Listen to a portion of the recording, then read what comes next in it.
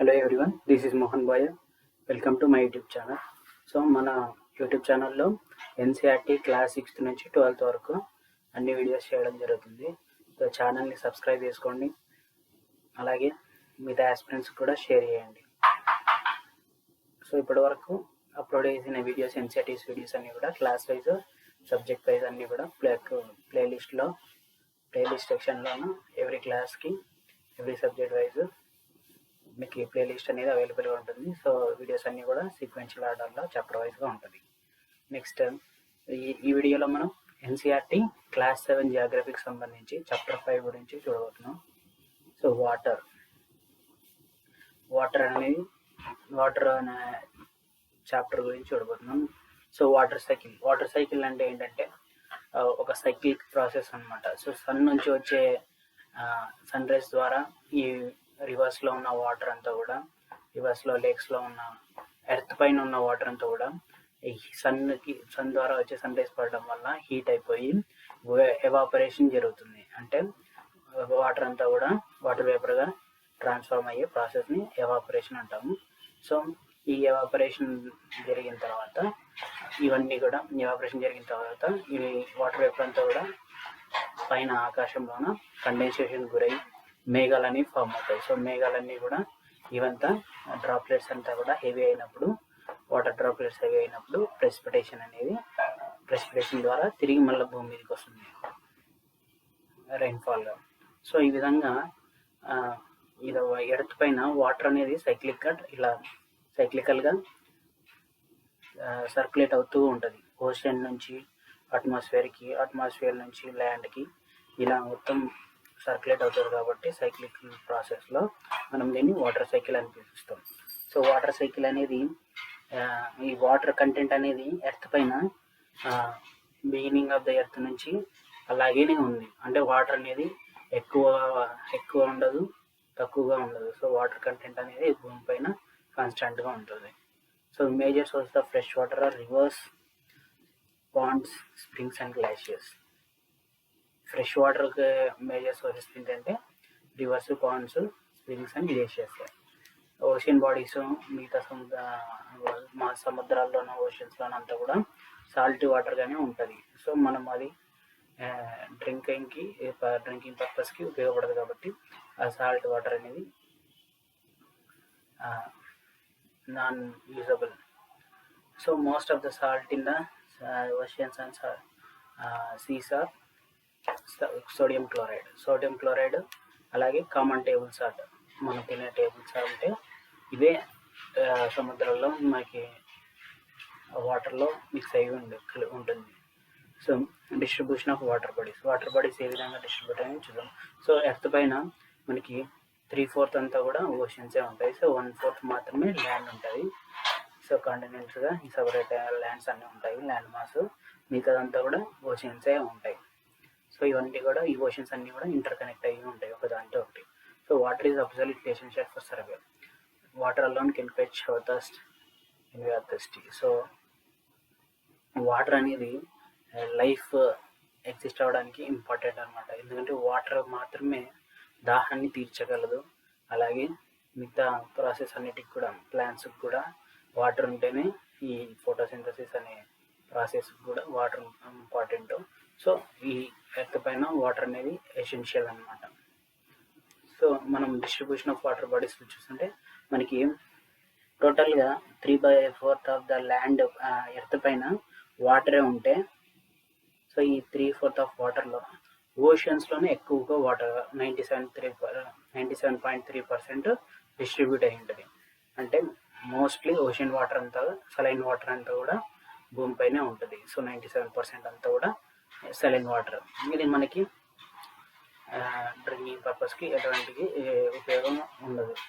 Next మిగతా fresh water మనకి ఉపయోగపడే వాటర్ కూడా మిగతా 2.5% ఉంటుంది. సో దీంట్లో ఇక్కడ ఈ మ్యాప్ ఏమంటారు, ఈ టేబుల్ అనేది ఇంపార్టెంట్. ఈ UPSC ప్రీవియస్ ప్రిలిమ్స్ క్వశ్చన్స్లో కూడా చాలాసార్లు అడిగారు. అసెండింగ్ ఆర్డర్ కానీ డిసెండింగ్ ఆర్డర్ కానీ ఇవి అడుగుతూ ఉంటారు అన్నమాట. సో అంటే ఫ్రెష్ వాటర్ కంటెంట్ అనేది ఏ బాడీస్లో, వాటర్ బాడీస్లో ఎక్కువగా ఉంటుందని. సో అసెండింగ్ ఆర్డర్ కానీ డిసెండింగ్ ఆర్డర్ కానీ అడిగే ఛాన్స్ ఎక్కువ ఉంది. ఇక్కడ ఎక్కువ ఫోకస్ చేయండి ఈ టాపిక్ పైన, డిస్ట్రిబ్యూషన్ ఆఫ్ వాటర్ బాడీస్ పైన. సో మనకి ఈ ఫ్రెష్ వాటర్లోన ఐస్ క్యాప్స్లోన ఎక్కువగా 2% ఉంటుంది. సో ఫ్రెష్ వాటర్లో మొత్తం 2.7% ఉంటే మొత్తంగా ఐస్ క్యాప్స్లోన అంటే గ్లేషియర్స్లోన నార్త్ పోల్లోన సౌత్ పోల్లోన అలా హిమాలయన్ గ్లేషియర్స్ మన ఇండియాలో ఇలా గ్లేషియర్స్ రూపంలోనే మనకి ఎక్కువగా ఉంటుంది ఫ్రెష్ వాటర్. తర్వాత ground water. So rain water ద్వారా ప్రెసిపిటేట్ రైన్ఫాల్ అనేది కింద ల్యాండ్ పైన ఉన్నప్పుడు ఆ వాటర్ అంతా కూడా పర్క్యులేట్ అయిపోతుంది, భూమి లోపలికి వెళ్ళిపోయి వేరియస్ బరోస్ ద్వారా కానీ క్రేసెస్ ద్వారా కానీ లోపలికి వెళ్ళిపోయి గ్రౌండ్ వాటర్గా 0.68% ఉంటుంది. మిగతా ఫ్రెష్ వాటర్ లేక్స్లో ఈ కొలనుల్లో ఫ్రెష్ వాటర్ కొలనుల్లో అంతా కూడా 0.09% ఉంటుంది. సో ఇంకా ఇన్లాండ్ సీస్ సాల్ట్ లేక్స్లో 0.009%. నెక్స్ట్ అట్మాస్ఫియర్లో వాటర్ వేపర్ అట్మాస్ఫియర్లో 0.0019% ఉంటుంది. నెక్స్ట్ రివర్స్లో 0.0001. సో మనకి రివర్స్ గంగా కానీ బ్రహ్మపుత్ర కానీ ఇవి పెద్ద రివర్స్ కాబట్టి మనకి ఎగ్జామ్లో రివర్స్లోనే ఎక్కువ వాటర్ కంటెంట్ ఉంటుంది అనిపిస్తుంటుంది. సో అది కాదు. సో ఇక్కడ ట్రాప్ చేసే అవకాశం ఎక్కువ ఉంది. సో ఈ టేబుల్ జాగ్రత్తగా ఫోకస్ చేసి చదవండి, చాలా ఇంపార్టెంట్ యూపీఎస్సీకి కానీ అలాగే group 1 group 2 state public service కమిషన్కి ప్రిపేర్ అయ్యే వాళ్ళకి, మిగతా జాగ్రఫీ కంటెంట్ ఉన్న కాంపిటేటివ్ ఎగ్జామ్స్ అనేవి కూడా ఇంపార్టెంట్. సో టోటల్గా డిస్ట్రిబ్యూషన్ ఆఫ్ వాటర్ బాడీస్లో మొత్తం వాటర్ అంతా కూడా ఓషన్స్లోనే ఎక్కువ మ్యాక్సిమం ఉంటుంది, 97.3% ఉంటుంది. ఫ్రెష్ వాటర్లోన ఎక్కువగా గ్లేషియర్స్లోనే ఉంటుంది, అంటే ఐస్ క్యాప్స్లోనే ఉంటుంది. నెక్స్ట్ గ్రౌండ్ వాటర్లో ఉంటుంది, తర్వాత fresh water lakes, inland lakes, atmosphere, తర్వాత rivers. Least quantity of fresh water అనేది రివర్స్లో. Next ocean circulation. The movement that occurs in oceans can be broadly categorized as waves, tides and currents. So ఈ wind ద్వారా ఓషన్లో circulation అనేది జరుగుతుంది, movement అనేది జరుగుతుంది అనమాట. So the movement that occurs in oceans, ఇవన్నీ కూడా ఆ మూమెంట్స్ అనేవి కూడా 3 టైప్స్గా కేటగరైజ్ చేయొచ్చు. ఒకటి వేవ్స్ని, ఇంకోటి టైడ్స్, ఇంకోటి కరెంట్స్. ఇవేంటో చూద్దాం. So first waves. when the water on the surface of the ocean rises and falls alternately, they called waves. So మనము సముద్రపు ఏదైనా బీచ్కి వెళ్ళినప్పుడు మనం చూస్తుంటాం సముద్రాలు అనేవి ముందుకు వస్తూ వెనక్కి వెళ్తూ ఉంటాయి. సో ఇలా ఆల్టర్నేట్గా ఈ రైజ్ ఫాల్ అయ్యే ఈ మూమెంట్ని మనము వేవ్స్ అని పిలుస్తాం. During a storm the winds blowing at very high speed form huge waves. Storm వచ్చినప్పుడు, తుఫాన్లు వచ్చినప్పుడు ఈ స్టార్మ్ అనే ఈ వేవ్స్ అనేవి హై స్పీడ్తోన హ్యూజ్ వేవ్స్గా ఫామ్ అయిపోతాయి అన్నమాట. These may cause tremendous destruction. ఈ హ్యూజ్గా వచ్చినప్పుడు, హై స్పీడ్తో వచ్చినప్పుడు ఇవి ల్యాండ్లోకి వచ్చేస్తాయి. దీని ద్వారా ట్రెమెండస్ డిస్ట్రక్షన్ అనేది జరుగుతుంది. So an earthquake, a volcano eruption or underwater slides can shift large amounts of ocean water. So సముద్రంలో ఓషనిక్ రిడ్జెస్ల ద్వారా కానీ ఈ ఎర్త్క్వేక్స్ అనేవి జరుగుతూ ఉంటాయి. సో ఫోకస్ పాయింట్ అంతా కూడా సముద్రం లోపల ఉంటే అక్కడ సముద్రంలో ఒక డిస్టర్బెన్స్ క్రియేట్ అవుతుంది. సో అలా క్రియేట్ అవడం వల్ల సునామీస్ వస్తాయి. ఆ వేవ్స్ అనేవి మామూలు నార్మల్ వేవ్స్గా కాకుండా హై స్పీడ్తోన హ్యూజ్ వేవ్స్ అనేవి సడన్గా హ్యూమన్ సెటిల్మెంట్స్ ఇందుకు వచ్చేసినప్పుడు అక్కడ డిజాస్టర్ అనేది జరుగుతుంది అనమాట. నెక్స్ట్ వాల్కనిక్ ఎరప్షన్ కూడా, సముద్రంలో కూడా వాల్కనిక్ ఎరప్షన్స్ జరుగుతాయి. దాని ద్వారా కూడా ఈ వేవ్స్ అనేవి హ్యూజ్ వేవ్స్ అనేవి ఫామ్ అవుతాయి. అలాగే under water land slides. Under వాటర్లో కూడా ఓషనిక్ క్రస్ట్ ఉంటుంది కదా, అక్కడ కూడా ల్యాండ్ స్లైడ్స్ ఉంటాయి.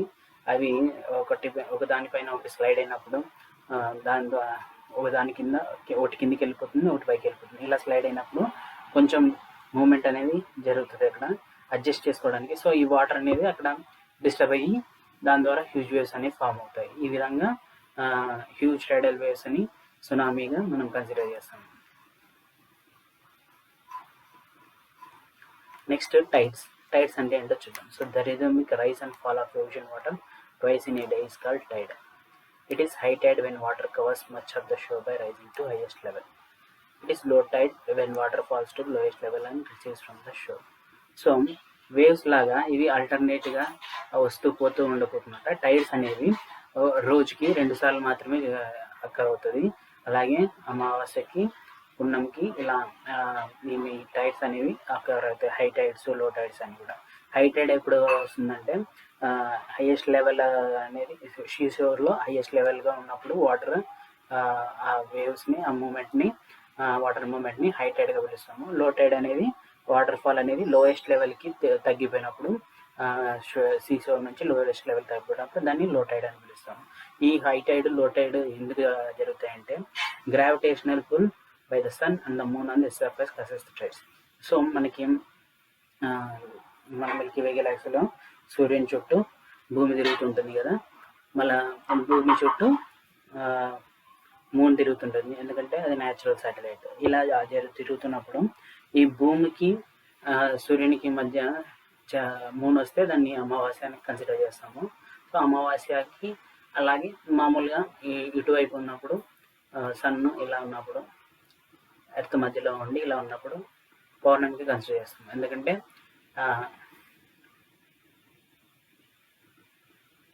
ఈ సన్ రేస్ అనేవి అబ్స్ట్రాక్ట్ అయిపోతాయి అన్నమాట. ఈ సన్ రేస్ అన్నీ కూడా పౌర్ణమిలోన ఈ ఎర్త్ పైన పడతాయి. సో మూన్ అనేది లైట్ అనేది మూన్ లైట్ అనేది ఎక్కువగా ఉంటుంది. సో అక్కడ మనం పౌర్ణమిగా కన్సిడర్ చేస్తాము. సో దీనివల్ల ఈ ఎర్త్ పైన గ్రావిటేషనల్ పుల్ ఎర్త్కి ఏ విధంగా ఉంటుందో మూన్కి అలా అదే విధంగా ఉంటుంది. సో ఈ మూన్ ఇలా చుట్టూ తిరుగుతున్నప్పుడు మనకి ఇలా ఈ ఎర్త్, మూన్, సన్ అంతా కూడా ఒకే లైన్లో వచ్చినప్పుడు హై టైడ్స్ అనేవి జరుగుతాయి. సో ఇవన్నీ కూడా హై టైడ్. ఇది ఇక్కడ ఇటువైపు హై టైడ్, ఇటువైపు కూడా హై టైడ్. సో ఇలా కాకుండా ఫస్ట్ అండ్ లాస్ట్ క్వార్టర్, అంటే ఫస్ట్ క్వార్టర్కి ఇక్కడ, అలాగే లాస్ట్ క్వార్టర్కి ఇలా ఇక్కడ లో టైడ్ అనేది జరుగుతుంది, లో టైడ్ అనేది వస్తుంది. The ocean waters get drawn in diagonally opposite direction by the gravitational pull of the sun and moon results in low tides. So diagonal గా ఆపోజిట్ డైరెక్షన్ బై ద ఈ గ్రావిటేషనల్ పుల్కి, ఎర్త్కి, మూన్కి, సన్కి ఈ gravitational earth పైన ఈ gravitational pull చూపిస్తాయి మూను, sun కూడా. అప్పుడు వీటికి ఈ గ్రావిటేషనల్ పుల్కి డయాగ్నల్గా జరిగే టైడ్స్ని లో టైడ్స్ అని పిలుస్తాము. So these tides are called neap tides. So low tides అనేది నీప్ టైడ్స్ అని పిలుస్తాము. అలాగే ఈ హై టైడ్స్ని మనం స్ప్రింగ్ టైడ్స్ అని పిలుస్తాం. సో టైడ్స్ అనేవి కూడా మామూలుగా రెగ్యులర్గా రైజ్ అండ్ ఫాల్ అయ్యే వేవ్స్ కాకున్నట్ల. సో ఇవి రిథమిక్గా జరిగే ట్వైస్ ఇన్ ఏ డే, ఒక రోజుకి. అంటే ఎర్త్ మూన్ అనేది భూమి చుట్టూ తిరుగుతుంది కాబట్టి ఆ సర్కిల్ అనేది తిరుగుతున్నప్పుడు ఇలా ఈ టైడ్స్ అనేవి వస్తాయి. గ్రావిటేషనల్ పుల్ అనేది జరుగుతూ ఉంటుంది అన్నమాట. అటు సన్కి గ్రావిటేషనల్ పుల్ ఉంటుంది, మూన్కి గ్రావిటేషనల్ పుల్ ఉంటుంది. అలా పుల్ అయినప్పుడు ఈ వాటర్ అనేది ఓషన్స్లో 3/4 ఆఫ్ ద మొత్తం ఎర్త్ అంతా కూడా 3/4 అంతా కూడా వాటర్ ఫిల్ అయిపోతుంది. కాబట్టి ఈ వాటర్ అనేవి కూడా పుల్ అండ్ పుష్కి గురైపోయి ఈ టైడ్స్ అనేవి ఫామ్ అవుతాయి. సో హై టైడ్స్ని మనం స్ప్రింగ్ టైడ్స్ అని పిలుస్తాము. సో లో టైడ్స్ని నీప్ టైడ్స్గా పిలుస్తాము. హై టైడ్స్ అన్ని మామూలుగా ఇక్కడ ఫామ్ అయ్యేవన్నీ హై టైడ్స్. ఈ గ్రావిటేషనల్ పుల్కి డయాగ్నల్గా ఫామ్ అయినవి లో టైడ్స్. నెక్స్ట్ ఓషన్ కరెంట్స్ అంటే ఏంటంటే ఇవి streams of water flowing constantly on the ocean surface in definite direction. ఇది కాన్స్టెంట్గా సముద్రాల్లో ఒక డైరెక్షన్లో ఫ్లో అయ్యే వీటిని ఓషన్ కరెంట్స్గా పిలుస్తారు. Ocean currents may be warm or cold. The warm ocean currents originate at the equator and move towards the pole. So ocean currents అనేవి కూడా పర్టికులర్ డైరెక్షన్లోనే సముద్రంలో అంతా కూడా ట్రావెల్ అవుతాయి కాబట్టి వీటిని ఓషన్ కరెంట్స్ అని పిలుస్తుంది. అలాగే ఈ ఓషన్ కరెంట్స్ వార్మ్ ఉంటాయి, కొన్ని కోల్డ్ ఉంటాయి. ఎందుకు ఇలా ఉంటాయంటే ఇవన్నీ కూడా ట్రాపికల్ రీజన్స్లో ఉంటాయి. ఈక్వెటర్ అవి వార్మ్ అవుతాయి హీట్ వల్ల, అవి వార్మ్ కరెంట్స్ అని పిలుస్తాము.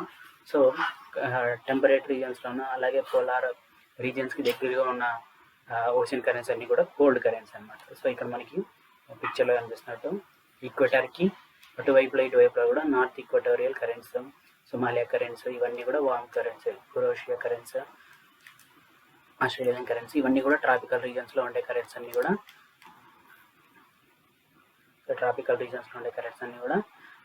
Hot currents. సో టెంపరేట్ రీజన్స్లో ఉండే కరెంట్స్ అలాస్కన్ కరెంట్, ఇలా Greenland, east Greenland current, Labrador current, ఇవన్నీ కూడా కోల్డ్ కరెంట్స్. ఇవన్నీ కూడా టెంపరేట్ రీజన్స్, పోలార్ రీజన్స్కి దగ్గరగా ఉంటాయి. So east wind drift, west wind drift, ఇవన్నీ కూడా cold currents. The warm currents bring about warm temperature over land surface. So ఈ వార్మ్ కరెంట్స్ అన్నీ కూడా ఒక చోటు నుంచి ఒక చోటుకి ట్రావెల్ అవుతుంటాయి కదా. ఈ వార్మ్ అనేది కూడా ఆ పక్కన ఉన్న ల్యాండ్కి ఇవి ట్రాన్స్ఫర్ చేస్తుంటాయి అన్నమాట. హీట్ అనేది ఒక చోటు నుంచి ఒకటికి ఎక్స్చేంజ్ అవుతుంది కదా. సో అలా ఈ వార్మ్నెస్ అనేది కూడా ల్యాండ్కి తీసుకొస్తాయి ఈ వార్మ్ కరెంట్స్ అనేవి కూడా.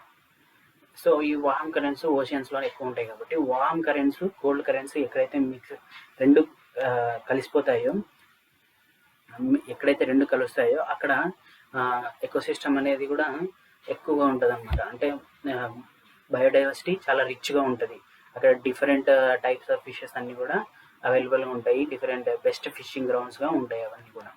సో ఇక్కడైతే cold and warm currents meet అవుతాయి. అక్కడ కూడా బెస్ట్ ఫిషింగ్ గ్రౌండ్స్ వాళ్ళ seas around Japan. So Japan పక్కన ఉండే సీస్ అన్ని కూడా ఇక్కడ కోల్డ్ కరెంట్, ఓషన్ కరెంట్స్ ఇవన్నీ ఉంటుంది. సో ఇక్కడ ఈ ఏవైతే ocean current, hot currents, warm currents ఇవన్నీ కూడా మిక్స్ అయ్యే చోట, టూ వాటర్స్ అన్నీ కూడా మధ్య అక్కడ కరెంట్స్ మిక్స్ అయ్యే చోట ఆ గ్రౌండ్స్ అన్నీ కూడా ఎక్కువ ఫిషింగ్కి ఎక్కువగా రిచ్ ఉంటుంది అనమాట అక్కడ. అలాగే అక్కడ ట్రావెలింగ్కి కూడా, నావిగేషన్కి కూడా షిప్స్ అవన్నీ కూడా ఒక చోటుకి ట్రావెల్ అవుతుంటాయి కదా. సో ఈ ట్రావెలింగ్ చేసినప్పుడు షిప్స్కి కూడా ఆ నావిగేషన్లో ఇబ్బందులు ఎదుర్కొంటాయి. ఎందుకంటే అక్కడంతా కూడా ఫాగీ వెదర్ ఉంటుంది. Cold and warm currents meet అయ్యే చోట ఫాగీ కరెంట్ని ఎక్స్పెక్ట్ చేస్తారు. సో నార్త్ అమెరికాలో కూడా ఇక్కడ hot and warm currents meet అయ్యే చోట ఇక్కడ కూడా ఫిషింగ్ అయ్యి ఎక్కువ ఛాన్సెస్ ఉంటాయి. అలాగే అక్కడ కూడా ఫాగీ వెదర్ ఉంటుంది నావిగేషన్కి. సో ఈ వీడియోతో క్లాస్ కంప్లీట్ చేసుకున్నాం. నెక్స్ట్ వీడియోతో మళ్ళీ నెక్స్ట్ చాప్టర్తో కలుస్తాం. ఛానల్ని సబ్స్క్రైబ్ చేసుకోండి మరిన్ని వీడియోస్ కోసం. Thanks for watching.